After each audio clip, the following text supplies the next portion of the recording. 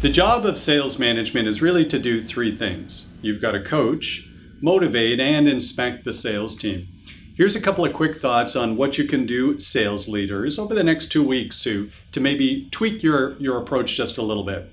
So first of all, we like a management cadence that does two things. You have bi-weekly one-on-ones and bi-weekly group sales team meetings. Here are some thoughts for the one-on-ones.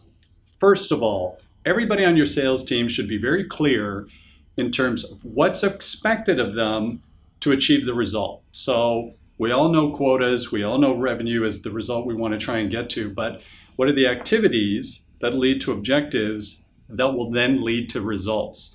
Activities, objectives, results. You can't just manage against the results. If we understand those three things, then prior to every one-on-one, we have an expectation of what's taken place with activities and objectives that should have led to the result. Let's get that down on paper or ensure we've got a report. Both you and the salesperson that you're conducting the one-on-one with, you should circulate the report 24 hours in advance, their responsibility, so you can assess where they're at. When you get into the meeting, the one-on-one meeting, the first portion of the meeting is going to be assessing where they're at, and through good questions, trying to make sure they understand where they're at. So again, managing the result is easy. We either hit the number or we didn't.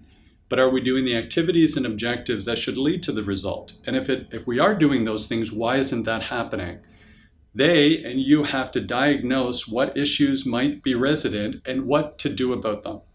This is much better if they determine this. So through good questions, rather than you telling them what to do, through good questions, you help them figure out where they're at, and then you both figure out what's the game plan for the next 2 weeks. Because the intent of the one-on-one isn't just to inspect the past, like looking through the rearview mirror. It's actually to influence behavior for the next 2-week period of time. So you do that by having the salesperson completely align on the current state and then align on what the game plan needs to be to fix it or to improve it in the next 2-week period of time. The fourth thing we always love to do in a one-on-one is ask the question with authenticity, how can you help? Sales leaders, you're not just there to inspect, you're actually there to coach, motivate, and also to help. Asking that question helps the salesperson feel like they got a bit of a team and a support mechanism there to get to where they need to go. The key X factor in professional B2B sales today, in our view, is bad sales management. Be more intentional in your next one-on-one and make sure that salespeople leave that one-on-one with more wind in their sails than when they walked into it.